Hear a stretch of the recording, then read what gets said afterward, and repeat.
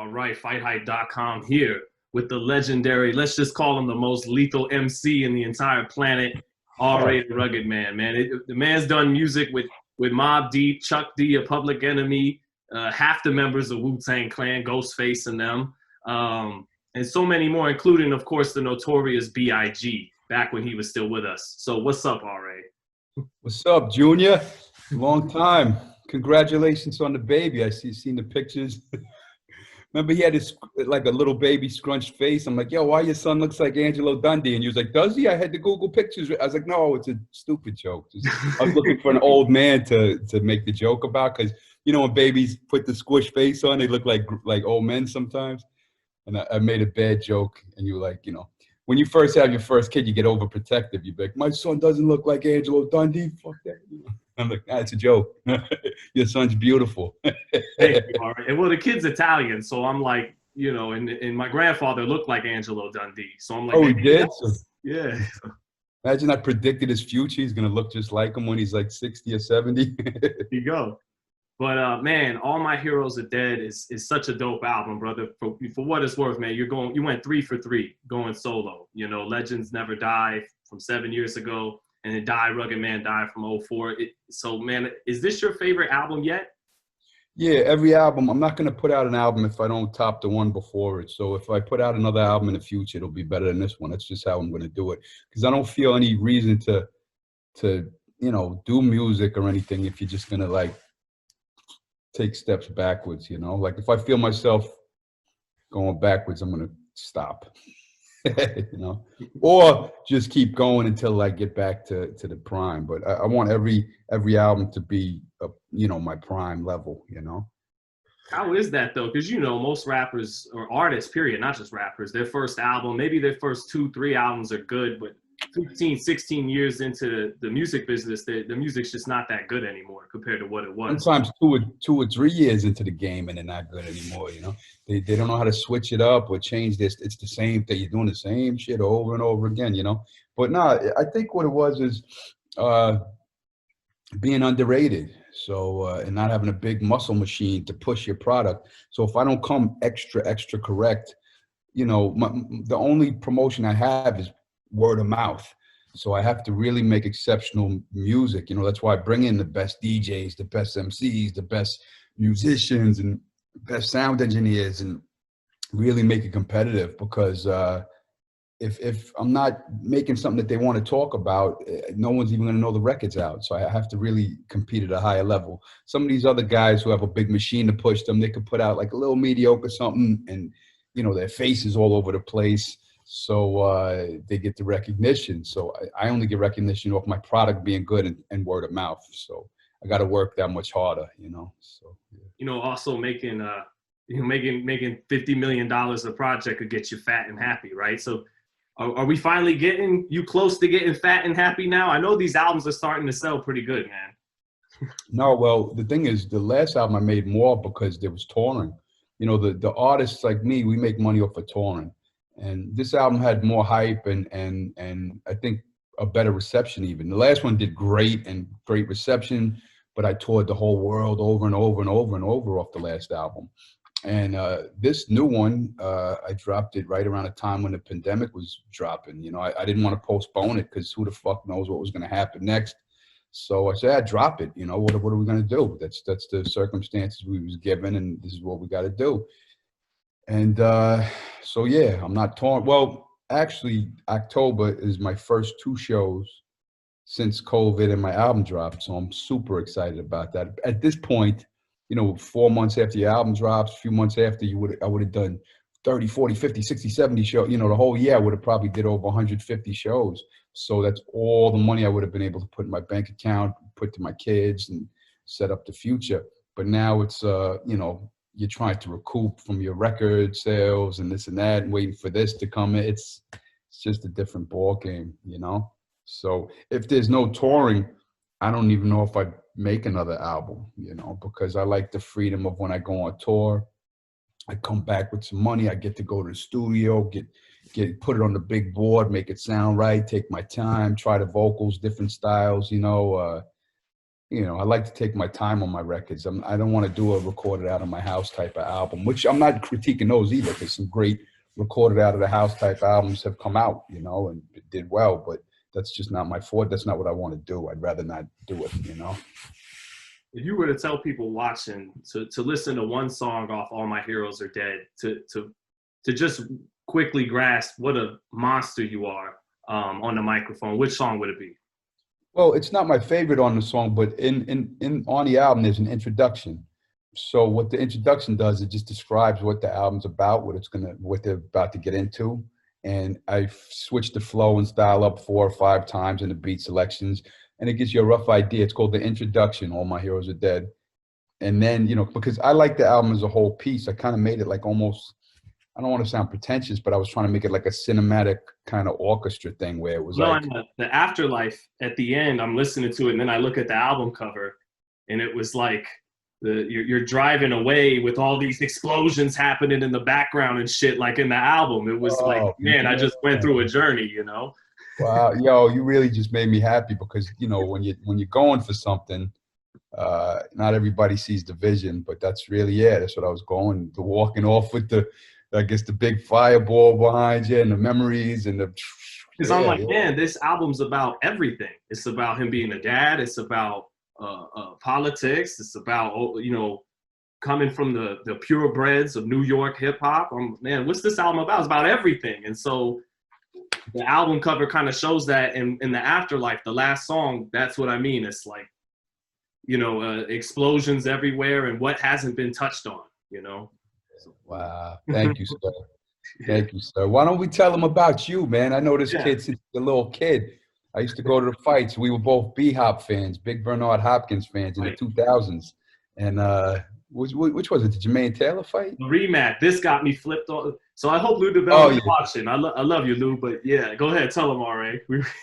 Now, you know, I became close with DeBella since that. Did you know that? He's like a super, super great guy, like really great. And one time I was in New York, and he hooked me up with, like, he said, this is Sergio Martino suite that he always took. He hooked me up with like a good room. It was like just really great guy. And he's really broken up over Patrick Day, though. You know, that was his guy. Like, he's really like, you know, I mean, the rest of the world, we hear the story, oh, yeah, the boxer passed away, and but, you know, this was somebody who he loved, and yeah, he's broken up about Patrick, you know, like that. That gave him second thoughts to everything. You know, Patrick Day, I didn't know him personally, but he was a Long Island guy too. Somebody told me he was at my People's Champ shoot. And I don't think he was, though, but somebody said he was. And I looked in the video, I didn't see him, but, you know, but yeah, I rest in peace, Patrick Day. But yeah, boxing. Like an angel, man. Like, that's what I hear about the guy. All I hear about the guy is that he was, you know, and this is before he died. I heard that, you know, like, you know, after someone passes away, you hear, oh, such a good, like, you know, you say, oh, that kid in the neighborhood, you know, I heard that he was a really super nice kid, man. But yeah, and you look at that fight, it didn't look so brutal. That's how you know how brutal the sport is. It's like, you know, all that you boom and all this, whoa, you know, not everyone's, not every death in the ring looks like the what's the big Email Griffith fight with oh my God, the Marley or Benny yeah, Benny Kid Paret fight. Paret, you know, not everyone looked like that. This was a couple hits, and he, you know, something hit him, the boom. Wow, it's scary. It's scary sometimes, you know. Not well, look at Dadashev last year. The guy never even touched the canvas. He never even got knocked down, and he died later. So these guys will literally die before they touch the canvas, some of them. Yeah, that's why I'm starting to just get turned off by not the sport, obviously, but the all the damn steroid abuse in the game. It's like, yo, like, everybody is consenting adults, like, we're here to fight. And then, but I didn't consent that I'm going to get punched in the head by a steroid punch, you know? Like, I never agreed to that, you know? Well, RA, I'm happy you brought that up, because I want to ask you, your wet ass, well, you know, you remixed wet ass pussy into wet ass P word. Making fun of the conservative guy, Ben Shapiro. He said, wet ass P word. His voice is actually worse than that. But it sounds great when we scratched it. He's like, wet ass P word. We just shot a video for that with a lot of beautiful women and a lot of crazy people. We're gonna drop that. I'm editing it as soon as I get off the interview with you. I'm going back to the edit actually. Is that all the hash you've been around lately in your My Stories and stuff? Is that all that? Oh, that was during the shoot. Yeah, yeah. When during the shoot, you took some shots of the shoot that was going on, and yeah, that's for the Wet Ass P Word remix. But in that song, which you murdered, by the way, if anyone's watching, please watch. Oh, you're gonna name drop my boxing reference? Yeah. So RA says, gave her R&B, STD like Usher. She unclean like a dirty dumpster. I suck the saline till titties rupture. Get the plastic surgeon to reconstruct her. She's juiced up. Canelo versus Crusher. That's you want to explain that line a little bit? Because it could be taken two ways. No, it's taken just how it sounds. I mean, a big, little skinny guy. Oh, yeah, I'm going to go up to 175 and punch out the big punching guy. I mean, I know Kovalev is, isn't in his prime. But come on, Canelo got power like that. Come on. Come on, man. He juiced up. Canelo versus Crusher. Now they're getting him up at 175 to fight people, and he's going to fight Crusher and hits harder than him. Come on. This game is so, especially with him, because he generates so much money. And I said it too. Now he's suing Golden Boy and the Zan and all that stuff, and they deserve it because they know what he was doing. They know he was a juiced up. Oh, let him do whatever he wants because he's our money guy. So they put him in the ring with men. Yeah, so they gotta live up to a contract, right, Rugged? Despite all that. That's what I'm saying. I'm always thinking they're suing him. He's suing them.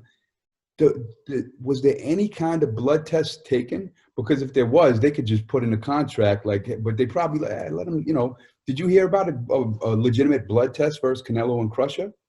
I haven't heard. I hear nothing about testing. But if so. I don't believe which if they tested him for any of those fights, which they probably didn't, they probably used their little connections to get around that, or pretend they gave him one, because they want to make that big Canelo money, but if by chance he ever took one, they could say, hey, look, the guy was cheating, we win the lawsuit. Why should we pay him when he's a juice head? They know he's a juice head. I mean, allegedly. I don't want to get sued myself. So no, it's not allegedly. He already got caught. I could call him a juice head. I forgot. So you don't plan on coming? The Canelo stands will be like, computer all is not. Yeah, it ain't just that, but that's alleged. But So Rugged, you don't plan on covering boxing once again? It sounds like. No, I cover boxing. I love boxing. I love the sport my whole life. No, I'm making a joke. Like if you got those kind of takes. Good luck getting credentials sometimes. Oh, I see what you're saying. Cover them at getting the credentials. Yeah, you know how that is. Yeah. Well, once these guys grow old, nobody cares that you said bad things about them anymore. So. Well, you had one the night we met though, at the Jermaine Taylor Bernard Hopkins rematch. Well, what was going on in the 2000s?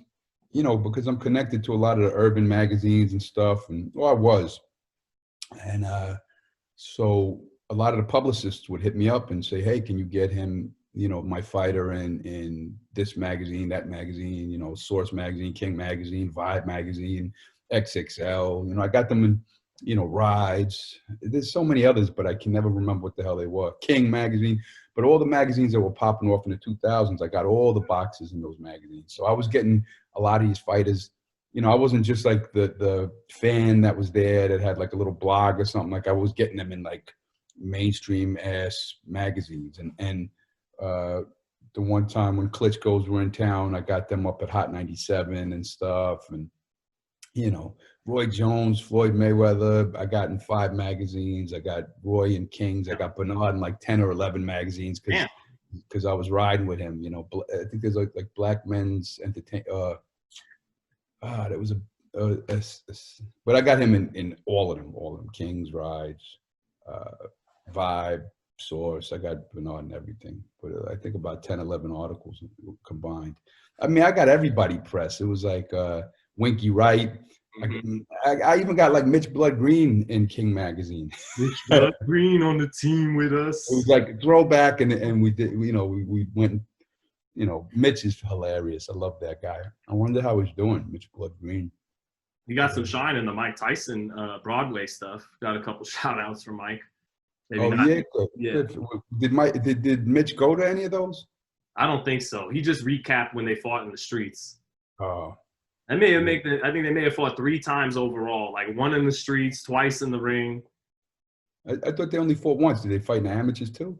Yeah. Oh, yeah, yeah. I just couldn't remember if they rematched twice. I know Frank Bruno they fought twice, but I couldn't remember if it was Mitch. Mitch was only one time, and Mitch took him the distance. Yeah, yeah.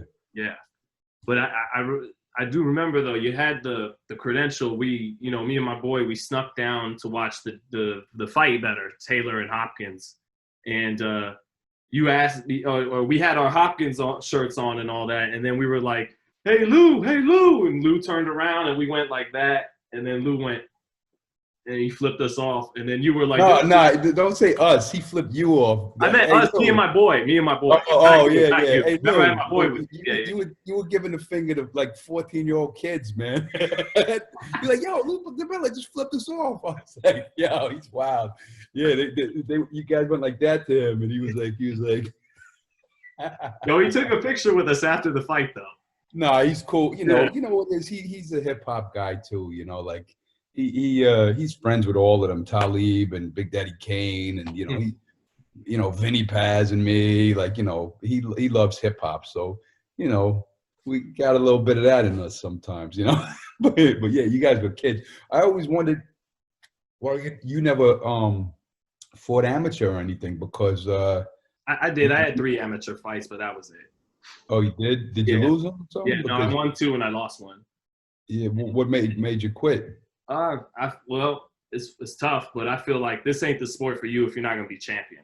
It's like only a small percentage of guys are gonna make money, and basically that's it. I didn't think I could be a champion or nothing like that.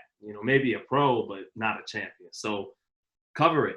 Find another way to stay in the sport the rest of your life. So I decided I'll cover it. Yeah. That's cool. Yeah, because I remember you was a little kid, how passionate you was, man. I was like, yo, that kid's crazy. And I saw you had a few of the fights, right? You're like, yo, remember me? I'm the guy DeBella flipped off. I'm like, oh, I remember you, kid. What's up? I had Larry Holmes message me because of you. Who messaged you? Larry Holmes on Facebook or MySpace back in the day. Oh man, I love Larry. Larry's my idol, man. One time I made I love Tupac, but I made a Tupac joke. I was like, breaking news, Tupac has died. And Larry messaged me like laughing. And I remembered it was because Pac kind of dissed him in one of those songs. So I thought that was funny. Like Larry was the only one who got a kick out of the Tupac joke. But you remember the line, right? Looking like Larry Holmes, flabby and sick. I thought that was 50 Cent said that. That was Tupac? 50 was doing the line Pac had did. Yeah. Oh. Yeah, Pac had originally done the line. Wow. Oh, I guess, Pac was down with Tyson, I guess. But that's foul because Larry was one of the GOATs, man. He could have beat anybody on his best day, And did you see Trump recently tried to shout him out when he was in Easton? Did you see that? What did he call him again? Ernie? He called him Ernie Holmes. And everybody was like, it's Larry. He's like, what a great fighter, that Ernie Hearn. He's Holmes. He's great. What a champion. But, I'm not a Trump supporter at all, and I barely defend him. But in his defense of that, I'm guessing, because, he put on a lot of fights, So that particular time, I'm guessing he was putting Ernie Shavers and Larry Holmes together as one, called him Ernie Holmes. That's my guess. But then now he's like, yeah, the other guy, Ernie, and everyone's like, there's no Ernie Holmes. I think he was meaning Ernie Shavers. But Larry Holmes was like, yo, you ain't my friend. You don't know who, like he dissed him back on Twitter. I was like, hell yeah, Larry's still fighting. Because you got to understand, to be Larry Holmes, man, imagine being that level of great, man. And you come after the charismatic personality Muhammad Ali, who was a world leader and loved and hated, but most famous man on the entire planet, So you come after that, and you're just as good as anyone that ever fought in history, if not better than everyone, And then after that, you have the young, crazy Mike Tyson, who to this day that they're in awe of his personality and aura. Mike Tyson was going to fight the Roy thing, and everyone was like, Mike could beat anybody. They were saying Mike could beat Deontay Wilder and Tyson Fury. Like, yo, you guys are still brainwashed on Mike Tyson. So his presence was in between the most famous man that ever lived, Muhammad Ali, one of them, and Mike Tyson, another one of the most famous people of our art, or one of the most famous people of our time. So he just gets a raw deal, and then people that don't know anything about boxing, they'll look at like the Mike Tyson fight when he came out of retirement, flabby as hell, like the Pac line, I guess. That's where they get it from. Right. It's like that's not what Larry like was. 43 years old. Yeah, he wasn't flabby as hell. Larry was flabby. Flabby and Labby. Now, Larry was flabby when he was still fighting in his 40s, and he beat Ray Mercer. He beat that fucking monster, Ray Mercer, fair and square in his 40s. And then he gave Evander Holyfield hell in his prime. But Evander was in his prime, Larry gave him hell. So, like, I always wanted to see, since the old men both came out, and Foreman, and even that, Foreman was getting all the love as the old man fighter. And I always never fight Larry. Because he knew he'd lose. What does he have to gain? And I love George, and I love him on Twitter more than anything. He's such a humble ass dude on Twitter. But I love Larry as a fighter. I mean, I love George Foreman as a fighter. I loved him, and I love him on Twitter as like a really humble ass, knowledgeable dude. The only time I didn't like him was as an HBO commentator. Why? Because he was so biased, whoever the HBO fighter was, he'd be like, nah, he's not losing. You're like, George, he's losing. He was saying right before Tito got knocked out by Bernard, he's like, Trinidad continues to come. He'll never quit. And then, bam! Yeah, that's Larry. That's how he was. And I was like, Larry, stop it. Like, I couldn't stand Larry, the HBO commentator, but I love him, Larry, the fighter, and Larry, the Twitter personality. He's really great on it. Don't you kind of miss HBO these days, though? Well, the funny thing is I lost HBO when I moved to Germany. So I missed all American boxing networks when I moved to Germany. And I'd look for links of the fight. The fights would come on here at like 4, 5, 6 in the morning. So I'd try to wake up at 5 in the morning and look for links to work. And then I'd go on the internet and the links would all freeze. And I'm like, yo, I'm waking up 5 in the morning to watch a fight that I could barely fucking watch, So it's like the last few years of boxing, I kind of fell off with seeing all the fights as they happened. I read up about them, but this is the least amount of boxing I've ever watched in my life the last 4 years since I came here. Yeah. What do you think I know we were just talking about Larry and the heavyweights. What do you think of Tyson Fury? Some people think he has some similarity style-wise to Holmes or Ali, great jab and feints and movement. Well, it's funny. I met Tyson. I was in Disneyland in Paris, and see this big ass dude, and I'm like, oh, that's Tyson. So I this is before he beat Deontay. This was when he was on the comeback trail. I gave him a hug. I said, yo, you're super skilled, man. Love you, man. And he was like, oh, thank you. Hey. And we talked. And then his wife came up to me, Paris, and was like, yo, he really appreciated the way you came up to him and just hugged him, and like he thought that was really special. I was like, oh, all right, cool. And then when I seen him again that day, I said, yo, come on, you're influenced by Larry Holmes, right? You was watching a lot of Larry. He's like, yes, Larry Holmes. And he said, and Muhammad Ali, of course, So those are his guys, yeah. Were you able to have a good heart to heart with him? Because I know you never did drugs like that, but being kind of down and out and not, as you say, in your music, not all the way there mentally, not in a good place. Well, I didn't have a heart to heart with him. It was Disneyland. He was with his kids and his family and his wife. Yeah. And we took pictures. I tried to get my son. Oh, my son froze up. Usually my son will throw some punches at you. He was scared of the champ, man. I said, hey, come on, show him, throw some punches. And my son was like, no. Throw a punch at him. I tried to get my son to do a little, not like it would have made a difference, but dads are proud. Like, throw a punch, boy. And he was like, throw him a little something. Yeah, he wouldn't throw a punch. Yeah, throw a punch at him. Tyson Fury had my son shook. But, he was only 2 years old, so a couple of years. These fighters keep fighting in their 50s now, so maybe my son will get him when he's 20. I mean, his dad's you 6'5", right? 6'4"? Didn't his father say he wanted to fight somebody or something? He Wasn't said, his "Put dad? me with Mike Tyson. I'm the best 54-year-old man in the world." Yo, I'm not educated on his father. Was his father a professional? I don't think no, but his dad did gouge someone's eyes out in the street, and, Oh, and he would fist fight. You know, the gypsies, they fist fight to settle disputes. So you listen, so you he's hear a him. bare knuckle street fighter type guy. Yeah, yeah. Well, he named his son Tyson. He was a fight fan, obviously. You know. Oh well, he's supposed to be king of the gypsies. His pop, like he whooped everyone's ass in the streets to be the toughest fucking gypsy there is. So Wow, I didn't know that. That's it, crazy. yeah, Tyson says that gypsy king shit is real. Like it's an actual honor bestowed on whoever the toughest dude is. So Wow, that's funny. I didn't know the meaning behind that one. I just figured, yeah, that's hilarious. nah, man, he's got to be the most colorful personality in the sport right now for sure. Oh, he's a great personality. I love Tyson. I love him. You know, I people would ask me who I thought was going to be the best out of all of them, and I said, this was when Tyson was going through his mental stuff, and I said, Tyson's more talented than all of them. He's the best boxer, but he just mentally he blew up. He was like 300 something pounds, and I was like, if he comes back from being all fat and stuff, and he lost all his prime years, I didn't know he could make a comeback like that because I thought he was mentally fried and beat up his body. And especially when your style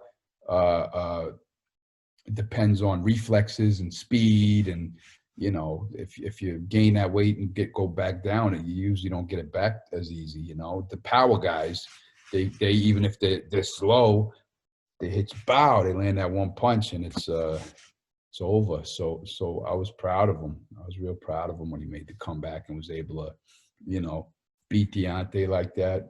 The first fight, he got off his feet. He let Deontay land that one shot at the end too. He almost looked dead. But I was proud of him. You think he'll beat Joshua if he ever fights him, and you think he'll get past Yeah, Deontay? if it's Tyson prime like that, I think he could beat Joshua. But it's all it's a tough one, because Joshua's an Olympian. He's fast. He hits hard, and Joshua has that punch. If he hits you, you get hurt, and Tyson doesn't have that.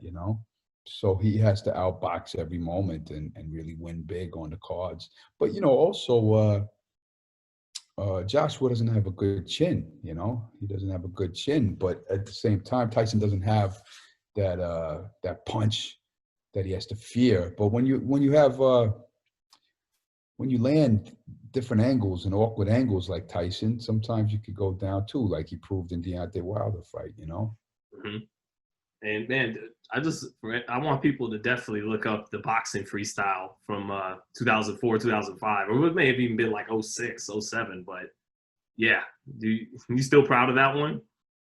Oh yeah, it might have been earlier than that. It might have just got uploaded. I don't remember when I did it. I remember in the song. When was the 50 Cent song, the Hustler's Ambition or whatever? That was like 06, 05. Oh, well, so then it's like right around there, yeah. Whatever the hell that was, a little bit after that, yeah. Yeah, and then just the line too. Y'all be like HBO fighters, get the money and fame till you get beat up like Klitschko and Sugar Shane. Oh, what's crazy is I'm super close with Jen Mosley. She's a Long Island girl. She knows everybody from my childhood, like kids, my best friends from first grade. She knows it. Like we never knew each other as kids, but she knew everybody that I knew. So when we linked up, it was like, she knows like her best friend is like a girl I know since we're like 7. It's like it's just crazy. So she said back in the day that we had beef. And I was like, when the fuck did we have beef? She's like, nah, you was yapping your mouth. I was like, who? And I'm thinking maybe it was that song when I was talking about the fighters losing. I don't know what the hell she was talking about, but she said we had beef back in the day. It may have been that line, bro. yeah, I don't know. But yeah. But I defended Mosley a lot, through the years. I thought Mosley was a good fighter, so. Well, I remember you were on the the phone with Floyd back in the day telling him to fight Shane Mosley. So yeah, well, I said fight anybody that was top 3, that was in his weight class, but if the the Floyd circus continues. That's what, it's what he does. Now he's talking about Logan Paul. It's like it's the Floyd circus. He you know what it is? He's a smarter business guy than me. Where I'm into B-hop type fighters that were about, they're business guys too, but they're like, fuck it, that guy's 3-1 to beat me, I'll fight him. Oh, that guy's 3-1 to beat me, I'll fight him. He'll fight a Calzaghe undefeated, or a Pavlik undefeated, or a Tarver who just knocked out Jones. These guys that are supposed to beat him. Guys that are favored to beat him. Like he would do that. Or Trinidad. He defeated the odds all over and over again. And even Pascal was 2-1. Like all these guys he would come and beat that he wasn't supposed to beat. Those are the guys. That's why I had such high regard for Hopkins, and he fight people that maybe he might not win. Let's see, where Mayweather knows his brand, and he knows, and he told Broner this. Broner said he said this, and it's true. This was his whole his whole career was you take which makes sense. The biggest reward for the least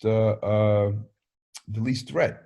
So if there's a guy that has a big reward, but he's scary, or a guy that has the same reward that's not as scary, you go with the guy with the same reward, So why fight big, awkward Paul Williams guys, or 1,500 punches, or fight type Margarito, big Mexican guys when you could barely get past Castillo, Like why fight these? Why move up and fight Martinez or these bigger guys? Why do it?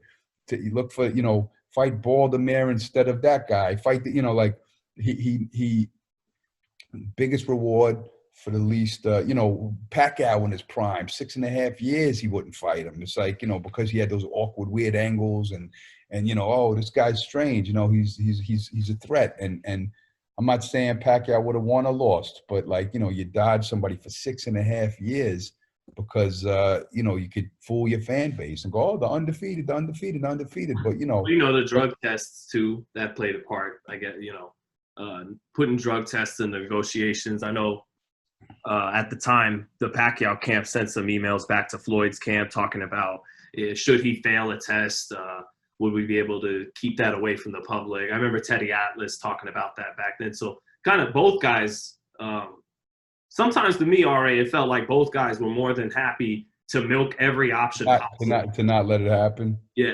Well, no, to milk every option possible. Well, you fight Marquez 4 times, I'll fight that. You know what I mean? And then when we lost every option, then we'll do it.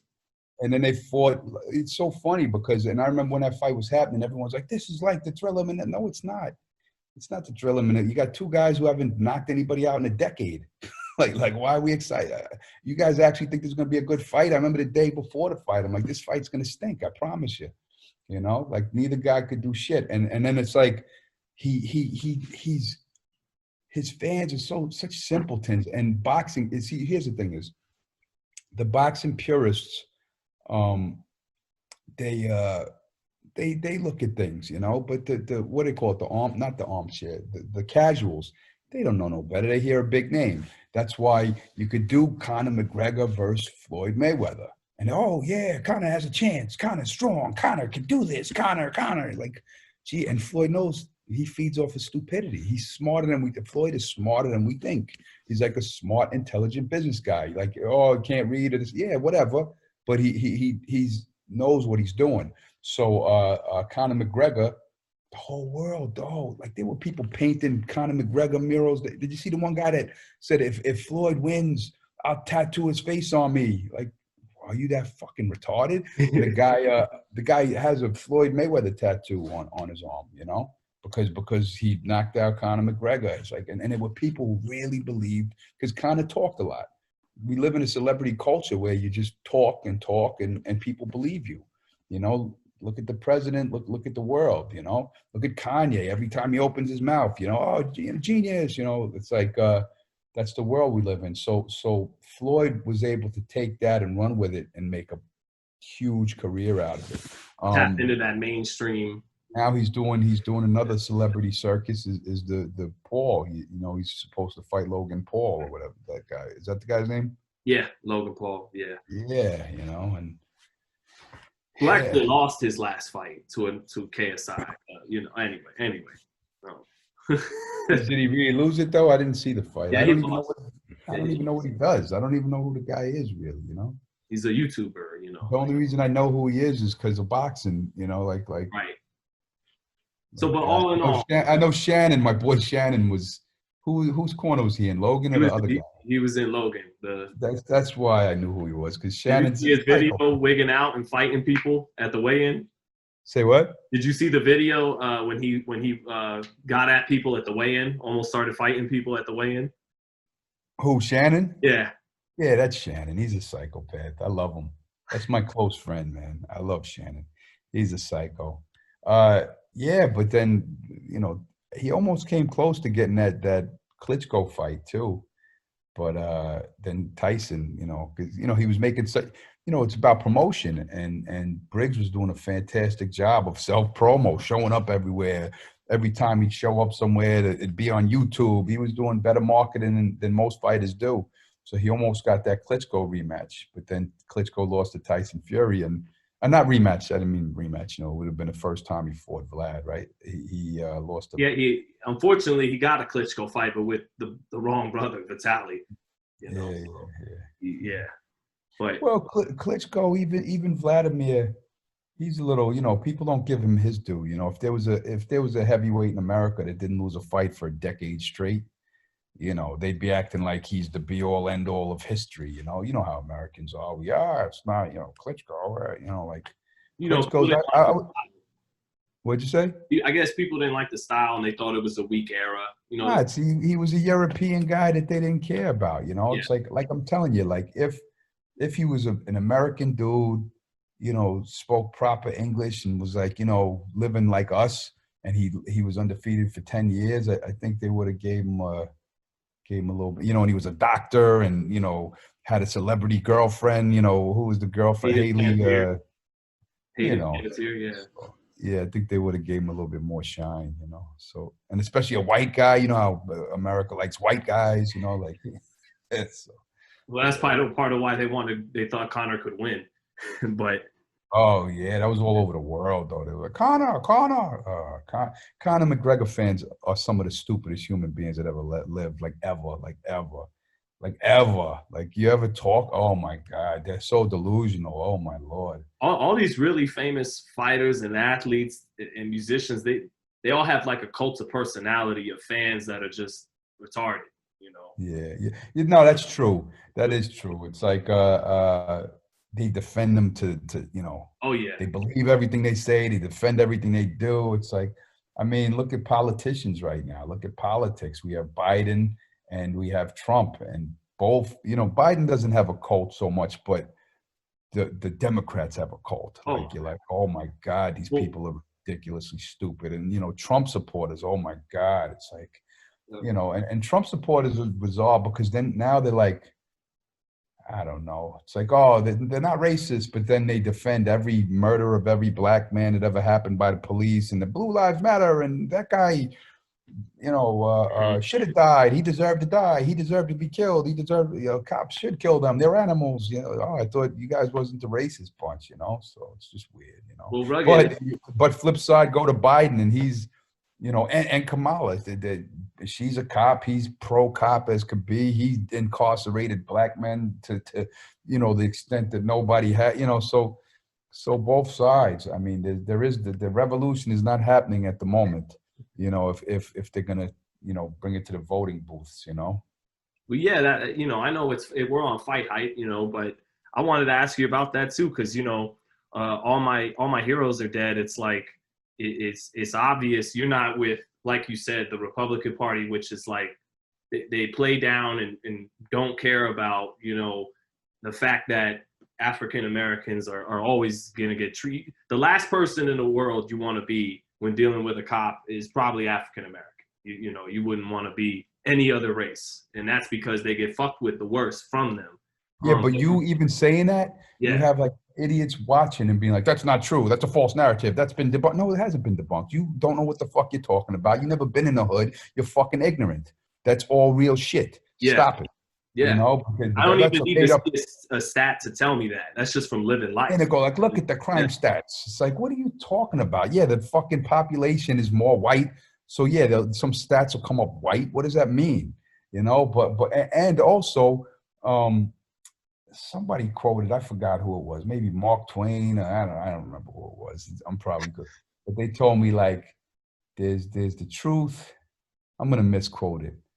There's the truth, there's the real truth, and then there's statistics, meaning like, you know, you could take any statistic and twist it into your narrative and turn it into something, and anybody can create a statistic and pretend that's the be all end all, but it doesn't take into account what's the age group that you did this to, or what's the, you know, it's like, yeah, you're getting government statistics. You expect, you know, the government has not been real with us about anything ever in history, you know, from you know, the CIA to the FBI to the White House. They don't tell the people the truth. They're not, you know, the police departments, they're not meant to tell us the truth. They're meant to give us PR, tell us what they want us to believe, what's going to keep us, you know, doing what they say, believing in them. You know, we live in a system where they just lie. Like, if you really expect to get, well, let me go ask the CIA what's really going on in Afghanistan. You're not going to get that. Let me ask the White House what's really going on in the police departments. You think they tell us anything? They don't tell us nothing. It's all lies. They lie to us about everything, every freaking thing. That's why when people, like,